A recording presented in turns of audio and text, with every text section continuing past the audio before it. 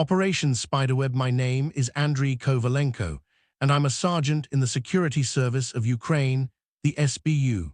I've been in this fight since the full-scale invasion kicked off in February 2022, serving in intelligence and special operations. I've seen the front lines, the rubble of our cities after Russian missile strikes, and the faces of friends who didn't make it back. But Operation Spiderweb, that was something else entirely, a strike so deep into enemy territory that it felt like we were turning the tables on the invaders in a way they'd never forget. This is my story, told straight from my perspective as one of the guys who helped make it happen. I'll keep it real, sticking to the facts as I lived them and as they've been reported. No hype, just the truth. If you're watching this on YouTube, picture me sitting in a quiet room somewhere in Ukraine, the weight of the war still on my shoulders, but with a spark of pride in my eyes. It's November 2025 now, and looking back at that day in June, it still gives me chills.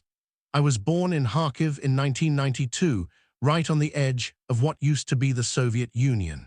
My father was an engineer in the aviation industry, tinkering with old Soviet-era planes, and he taught me everything about electronics and mechanics.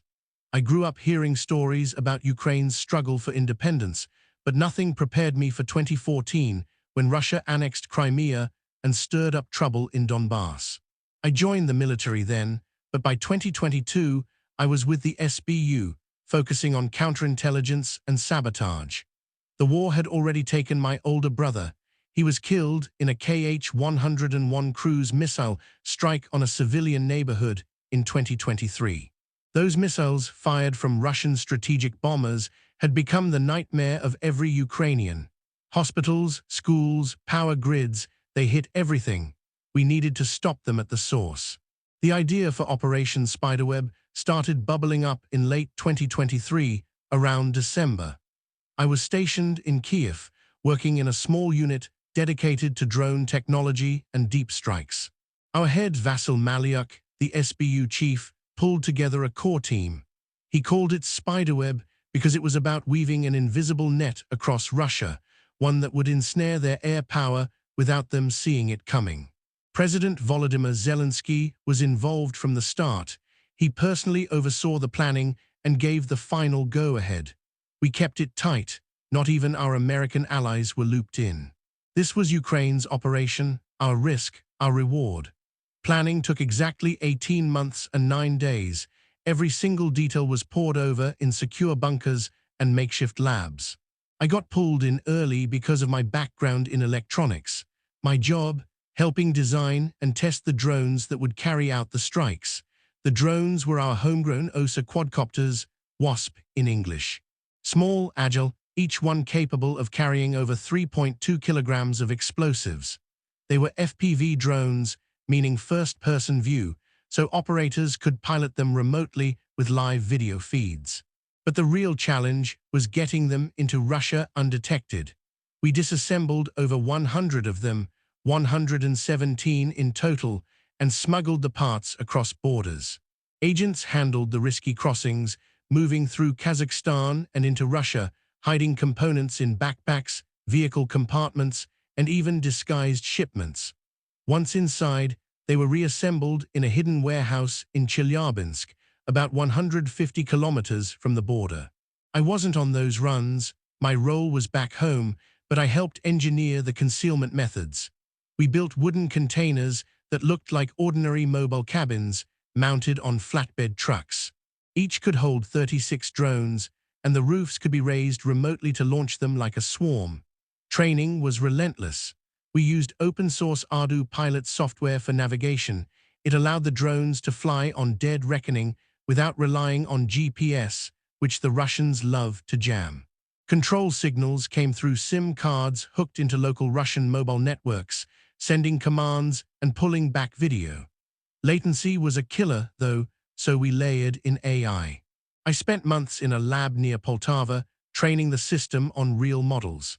There's a museum there, the Poltava Museum of Long-Range and Strategic Aviation, with preserved Tu-22M3 bombers.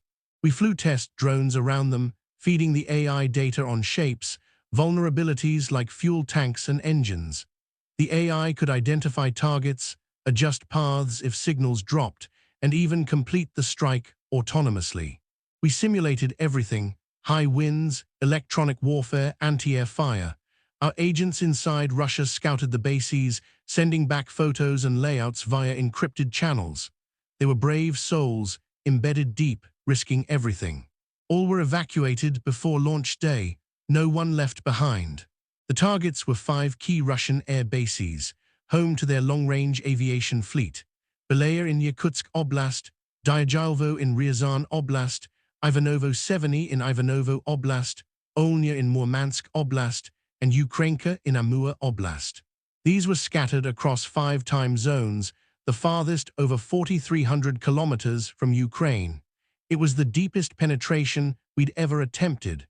Those bases housed the beasts that tormented us: 295 MS Bears, 222 M3 Backfires, 160 Blackjacks, the strategic bombers launching KH-101 and other cruise missiles at our homeland.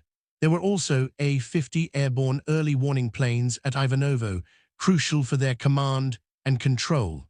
Hitting them would cripple their ability to strike us from afar. We hired Russian drivers, ordinary civilians, unaware of what they were hauling. They responded to online ads for cargo transport jobs, thinking it was just routine freight. Paid well, no questions asked.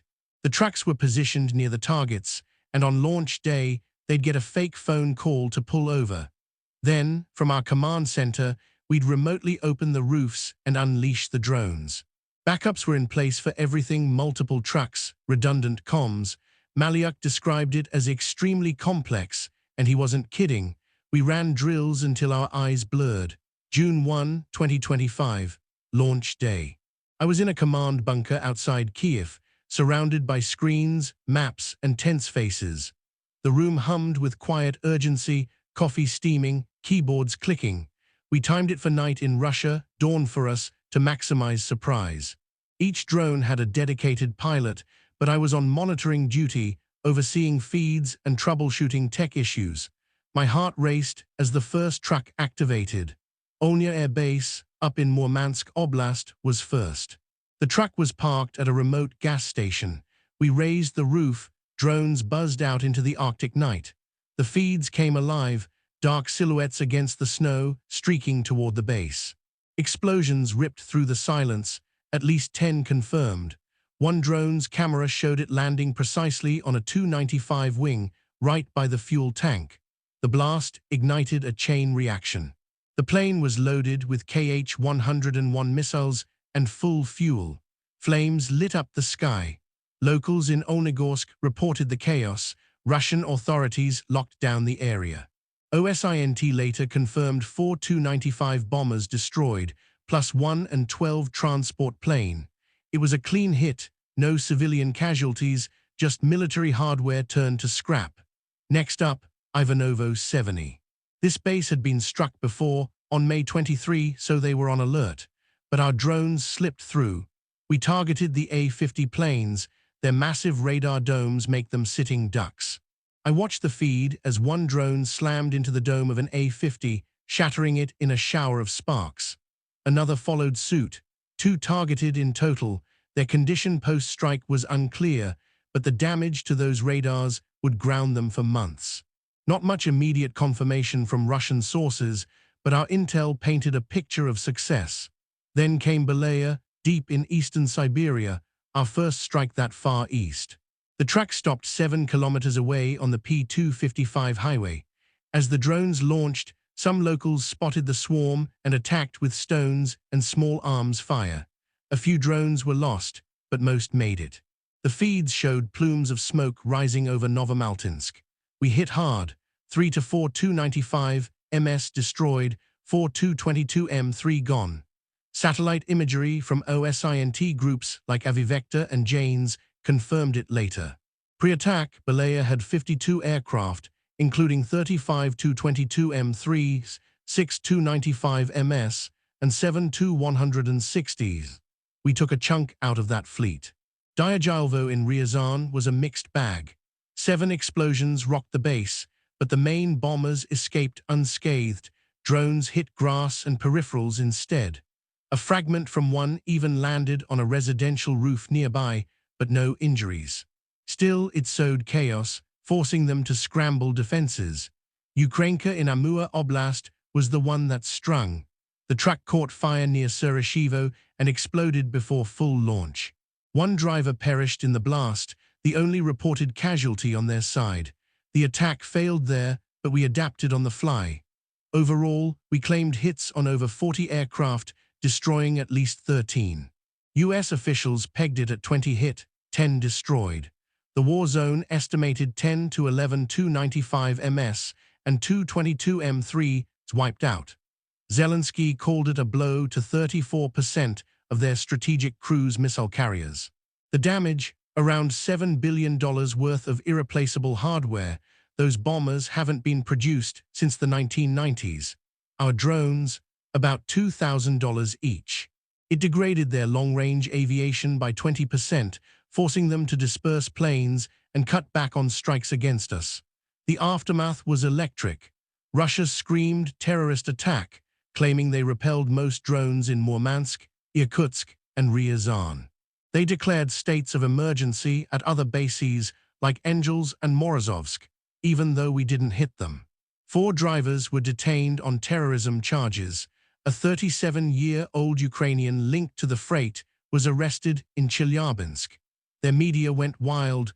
Bloggers compared it to Pearl Harbor. Putin was reportedly paranoid, talking purges in their intelligence ranks. Under Russian doctrine, attacks on nuclear-capable aircraft could justify a nuclear response, but we called their bluff. Trump called Putin on June 4 for a 75-minute chat. Putin vowed revenge. By mid-June, they were relocating bombers eastward, using Tu-160s for strikes instead. The SBU released footage days later, schematics, strike videos. Zelensky praised our reach. We can hit anywhere. Internationally, the US noted fewer hits than we claimed, but acknowledged the impact. Analysts called it a game-changer for asymmetric warfare, showcasing AI and infiltration. For me, it was personal closure. Losing my brother to those missiles fueled every late night in the lab. Operation Spiderweb saved lives by grounding those bombers. We celebrated quietly, a toast with the team, vodka and stories, but the war rages on. This op showed the world Ukraine's ingenuity and resolve. We're not just defending, we're striking back smartly. Looking back, the planning days blend into one long grind. In January 2024, I was in a warehouse near Lviv testing prototypes. Andriy tweaked the AI sensitivity, my commander barked. We flew them in snowy fields, mimicking Russian winters. By March, smuggling ops ramped up. Agent call signs like Ghost crossed borders. I'd get encrypted updates. Parts secure, assembly in Chelyabinsk, night shifts with basic tools. April brought simulations in Kiev, maps pinned with routes, timed to the second. Malyuk briefed us. This web will trap them where they sleep. Zelensky visited once, firm handshake, for our people. May 2025, final tweaks, drivers hired via innocuous ads. We vetted them remotely, ordinary folks needing work. Launch night 300, I monitored Olnya's feed first. Launch confirmed, I whispered. Explosion echoes through headphones. Cheers erupted. Ivanovo, target locked, dome hit. Belaya, swarm under fire but persistent. Multiple confirmations. Dyajalvo, partial adjusting. Ukrainka, truck down, abort. Post-stop we poured over data. SBU claims matched OSINT. Russian panic in intercepts. Relocate everything. Personal toll. Sleepless nights but worth it. My family in Kharkiv sleeps safer. Spiderweb wasn't just strikes, it was innovation. AI guiding drones autonomously, future of war. We proved small nations can punch above weight. If I could talk to my brother, I'd say, we got them. Ukraine endures. Slava Ukraini. Epilogue. As the dust settles on shattered airfields, Ukraine stands taller, its spirit unbroken. Operation Spiderweb not only crippled the enemy's wings, but inspired a nation to fight on. In the end, it's a reminder. Freedom's defenders weave the strongest webs.